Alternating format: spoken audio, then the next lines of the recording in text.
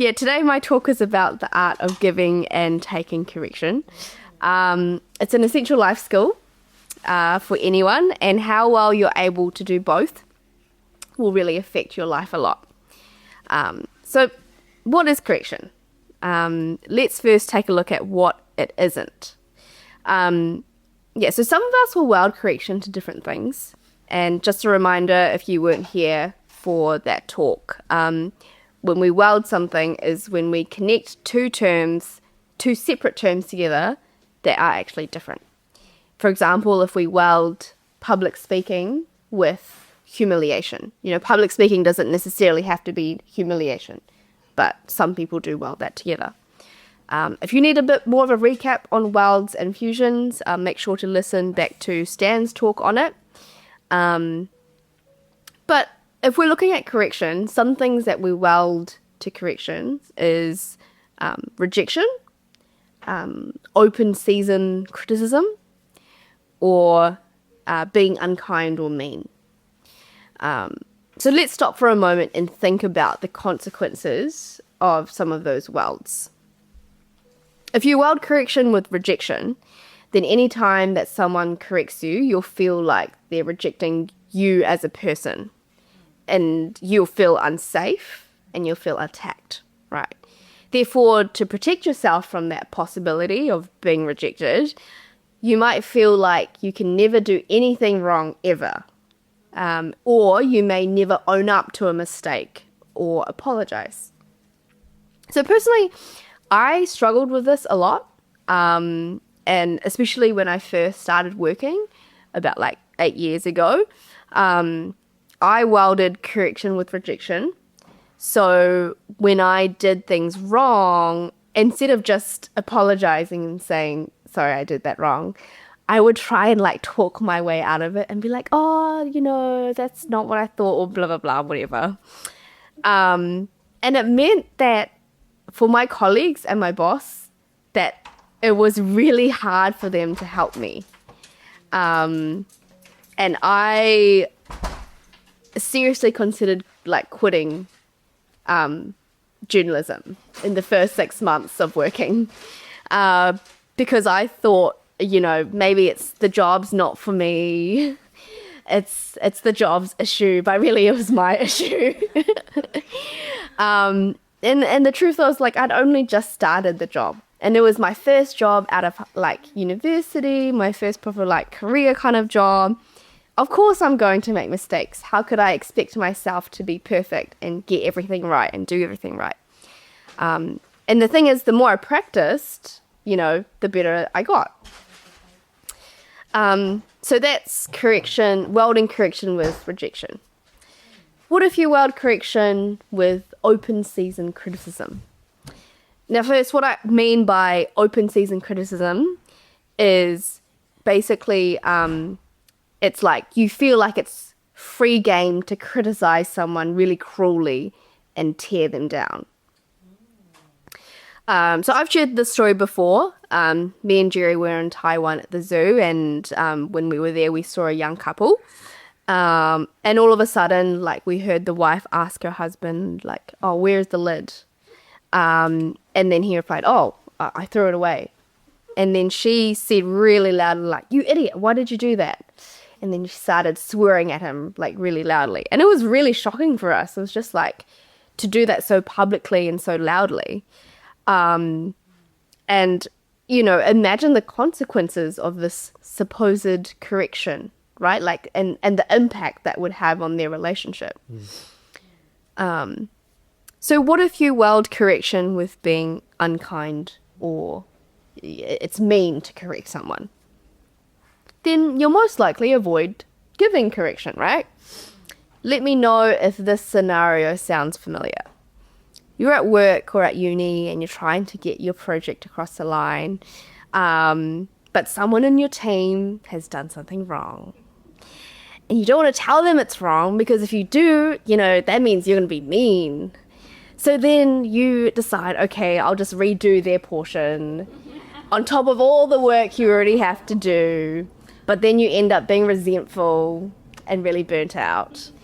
And imagine if you go about your whole life this way.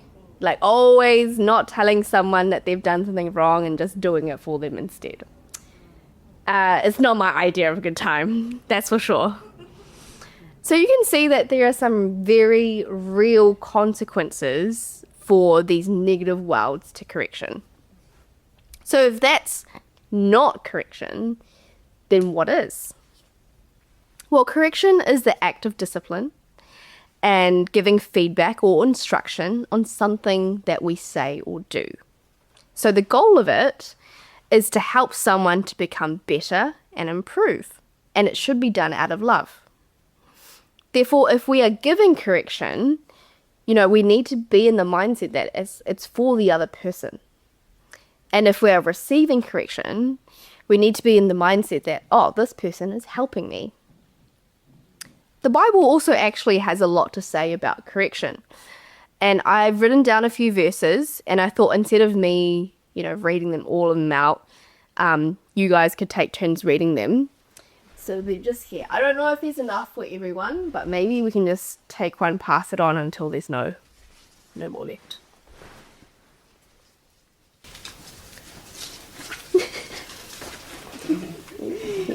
Yeah. Cool. Some of them are quite spicy. From Proverbs. Cool. It's a good one. So do you want to start, Jerry? Just read it out. Yeah, just read it out. Whoever loves discipline loves knowledge, but whoever hates correction is stupid. Whoever heeds discipline shows the way to life, but whoever ignores correction leads others astray. Proverbs 10:17. Whoever heeds life-giving correction will be at home among the wise. Those who disregard discipline despise themselves, but the one who heeds correction gains understanding. That was 15:31-32. Whoever heeds discipline shows the way to life, but whoever ignores correction leads others astray. Proverbs 10:17. Whoever spoils the rod hates the children, but the one who loves the children is carefully to discipline them. Proverbs 13:4. Cool. The fear of the Lord is the beginning of knowledge, but fools despise wisdom and instruction. Proverbs 1:7. Discipline children, for in it there is hope. Do not be a willing party to their death. Proverbs 19:18. Stern discipline awaits anyone who leaves the path. The one who hates correction will die. Proverbs chapter 15, verse 10. Cool. So, like I said, spicy. So I just wanted to summarize what we learnt from those verses. We can see that taking correction, so if we receive correction, it means that we are wise, that you will gain understanding, and that it is the way to life. But if you choose not to take correction, you choose stupidity, you despise yourself, you will lead others astray, and you will die. Also, if you don't give correction, you hate the person, and you are a willing party to their death. So that's pretty strong, right? Yeah. So guys, correction is the way to grow and improve. So by avoiding receiving correction, you are limiting yourself. And by avoiding giving correction, you are robbing others of a chance to grow and improve. So then let's look more specifically at receiving correction. Who should you take it from? Well, the first and most important person is God. Proverbs chapter 3, verses 11 and 12 says, "My son, do not despise the Lord's discipline, and do not resent his rebuke, because the Lord disciplines those he loves, as a father the son he delights in." So, as Christians, we're all in the process of being sanctified. So that means we will fail and do things wrong, but that's very normal. And God is there to discipline us because he loves us. Remember, correction is to help us. God will meet us where we are We don't need to be at a certain level or do a certain thing for him to love us. But because he loves us, he doesn't leave us where we are. Here's an example. My sister-in-law gave birth to my niece last year, and she's really cute. Totally not biased, but she's a very good-looking baby. But she can't really do much for herself at the moment. She needs help to eat. She needs help to clean. She needs help to get dressed, like everything. No one questions this because it's very normal. She's a baby. But suppose my niece never learns how to do anything for herself. 10, 20 years' time, she still expects her parents to do everything for her. That's not really cute anymore. What is loving and good for my niece is for her parents to correct her and teach her how to do stuff herself. And that's what God wants for us. And so you might ask then, what does God's discipline or correction look like? Well, he definitely warns us in the Bible, of what's not good for us, right? For example, he warns us against worshipping other idols. It's not only a sin against God, but in the long run, we harm ourselves because we rob ourselves of a growing relationship with God, and which is so much better than like any idol could be.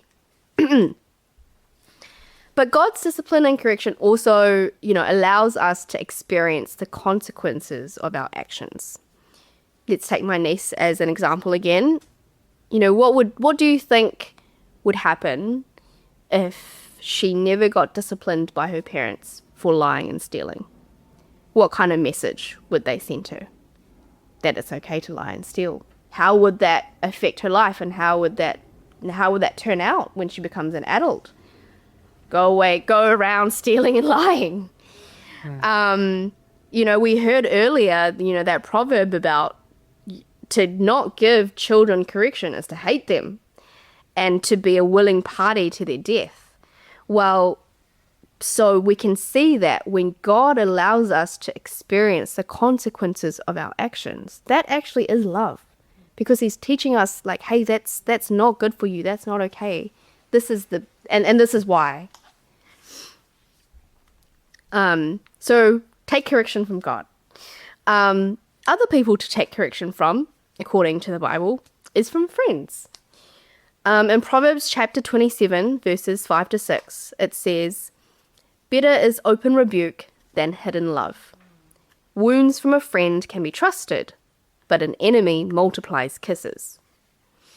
And later on in that same chapter in verse 9, it says, "Perfume and incense bring joy to the heart, and the pleasantness of a friend springs from their heartfelt advice." So, friends are people who you can trust, who really care about you, and they want what's best for you. So when they give you correction, remember that they're not attacking you. In that verse in Proverbs, it says an enemy multiplies kisses. What that means is, someone who just flatters you, they just tell you what you want to hear all the time and they never disagree with you, that's not a friend. They are an enemy to your growth and your well-being. Other people you can take correction from is people who have more experience than you. Have you ever had to train someone at work? It's a breeze when they listen to you, and they don't get defensive when you tell them how to do something, right? But aren't the people who can't take correction the worst people to train? Can you contest to that, Reiko? Yeah.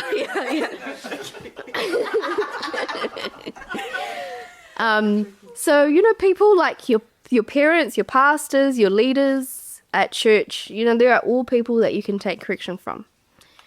And here's a little bit of a tricky bit, because apart from God, not everyone's correction will be right 100% of the time. And also, what if it's correction from a stranger? So there does need to be some discernment. And so how I discern is I ask myself, is this person genuinely trying to help me? Is that their motivation? Secondly, what is the fruit I can see in their life regarding the area that they're correcting me in? And thirdly, just simply, does what they're saying make sense? Yeah. Okay. So that's, we've gone through a lot of stuff, and here comes the hard part, which is actually taking the correction. And first, you really do need to have an accurate view of correction. So if you have any of those negative words that I talked about, you have to deal with them, guys. Have to reframe them and get the correct view. Now, as someone, who's really struggled with taking correction, the most effective way for me to help me to receive it is to tell myself truth coaches and get used to receiving correction by asking for feedback. So some of the truth coaches that have really helped me are the following. I don't want to simply stay at the level I am in 5-10 years' time. So correction helps me to improve. I am not being rejected. They are correcting me because they care for me. If a thing's worth doing, it's okay to do badly while I get better, because all beginnings are hard. Though I've failed in doing something, I am not a failure unless I failed to learn something from it. No one gets to become really good at something without messing up and needing to be corrected. When I first started writing talks for house church, Jerry wanted to hear what I wrote, but I didn't want to read my draft to him. And I realized that I didn't want to because I was afraid of his correction. I wanted to avoid being corrected. But then he reminded me that, hey, I love you, and that me giving you feedback is not rejecting you. And it was to help me improve, right? And I also asked myself, what is more important? For people to get the clearest message that they can get, or for me to protect my unbearable feeling? And I'm happy to say that now I ask Jerry to listen to my talks, even if I've only written a little bit of it. So it's really practice. And you might ask, what if correction doesn't come in, the kind and caring way that Jerry displayed? Because sometimes people correct us and it's quite rude, right? So here's my challenge. It's not a reason to dismiss the correction. I'm not saying it's easy, but just because someone corrects you rudely doesn't mean what they're saying isn't true. So when I find myself in that kind of scenario, what I found helpful is to focus on what they are saying, the advice, and not the manner of delivery. However, in saying that, I would also make it clear to them, because, you have to stick up for your own boundaries, that while I appreciate their advice, I don't appreciate the way they've delivered it, right? And this ties into the next part of my talk, which is about giving correction. For me, if taking correction is hard, giving correction is on another level. Because for someone who can, quite easily turn to people-pleasing as a quick fix, I worry about their reaction after I've corrected them. So it's quite hard. But first, again, let's look at who we should correct. Because the Bible, again, has a lot to say about this. In Proverbs chapter 17, verse 10, it says, "A rebuke impresses a discerning person more than 100 lashes a fool." In Proverbs chapter 23, verse 9, it says, "Do not speak to fools, for they will scorn your prudent words." Basically, what Proverbs is saying is that we don't need to spend our time correcting everyone. Okay, if a person is not willing to have a reasonable conversation, then it's pointless trying to be like, hey, you did this wrong. It's not a reflection of how correct your advice is. It makes no difference how true or valuable what you're saying is. If the hearer refuses to even consider it, then the attempt itself is wasted. And often when Proverbs in the book of Proverbs, they talk about fools, they're depicting someone who's like stubborn and thick-headed. It's not that that person is stupid in terms of their intellect, but it's their intent. They just don't even want to hear it. And the thing is, if someone is dead set on something, no amount of like nagging or correction can change their mind. And I think as long as we have done what we can, then the the outcome of the situation, that's up to them. So then, how should we correct someone? Well, some people suggest doing like a compliment sandwich. So that's when you start with something good, and then hit them with the correction, and then finish with something else good. So that's definitely one way to do it. I think a simple just like good and then what can be improved is also fine. And remember, correction is always about someone's behavior, right? It's not about someone's value. So when you're trying to correct someone, make sure you separate what they do from who they are. And now these next tips aren't necessarily in chronological order. So you can just start with whatever one works best for your situation. So one tip is don't give generalizations, give examples. So instead of just saying something like, you're disorganized, say something like, hey, I noticed you missed the deadline for the report last week and it impacted the whole team's deadline, kind of timeline. Give your perspective instead of an accusation. So instead of saying something like, you didn't make the report clear, you can say, I felt like the report wasn't clear enough for the team to understand. So start with I statements, and then you can back that up with examples. So I felt like the report wasn't clear enough for the team to understand. I think that this section was missing and it could have added a lot more value, etc., etc. Make sure that the person that you're correcting has a chance to speak and explain their actions, and make sure you're listening to them. You can ask questions like, how did you find working on that report? Or like, what was your experience? What did you find difficult? What did you find easy? And then this tip is really important. Give the person concrete suggestions for how to improve. Because you don't want to just blast someone and just leave. You know, that's not helpful. You've told them what they've done wrong, but you haven't given them any way out to try and improve. So that's, for me, actually, I think that's quite cruel. It's like you've blasted them and then left them in the pit without a rope to like climb out. So continuing on with that report example, you could say something like, you know, if you're struggling to stay organized, this is an app I use to help me stay organized, or this is what I do to stay organized, to try and give them tips. Be timely about your correction. So provide feedback as soon as possible after the relevant behavior or event. And make sure the environment is right. Like, remember, we're not there to humiliate the person. So correcting someone in front of the whole class or, you know, in front of the whole team when it's not relevant to the team is not nice. Yeah, and it's not the right way to do it. So I'm nearly finished, and in our discussion groups, one of my last questions is like, if you feel like you're up for it, to open yourself up for correction. So the question is basically, ask your group, what is something that I should work on? It's totally your choice. You don't have to ask your group that question.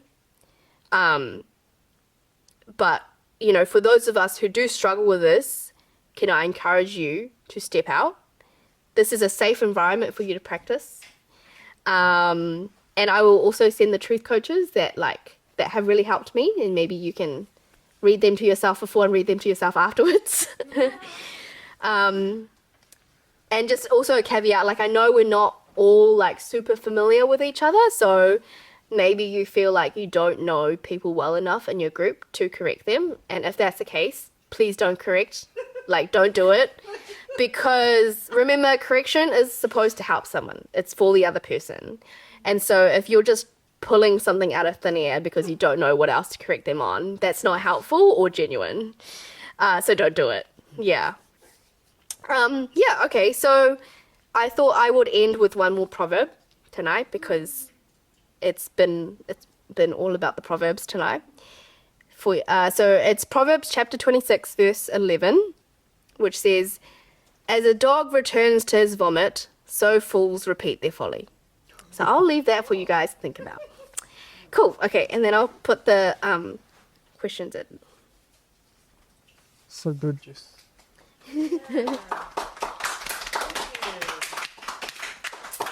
Thank you, Jess. It's really helpful for us, not just in our relationships, but in work situations and study situations as well. Yeah. It's definitely a skill that we need to sharpen up.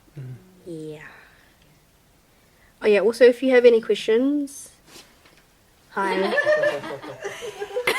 So, if, for example, right, you're training this new person who came to your workplace. You're training them.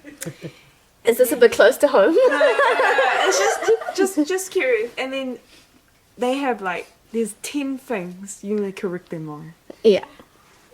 Should you go all at once, or should you be like, okay, this amount is okay for today, and tomorrow I'll. Well, I think you might need to weigh, like, in terms of your work, do they need to, like, is there the space to allow them to be able to only work on the 5 things today and then the 5 things tomorrow? Like, is that okay in terms of your work situation? If it's a life or death situation, I'm thinking like, Thea, in your job, if someone's done 10 things wrong and like you're caring for a patient, then no, you need to tell all 10 things that day. But if it allows for it to be spread out, then yeah. Okay. Yeah.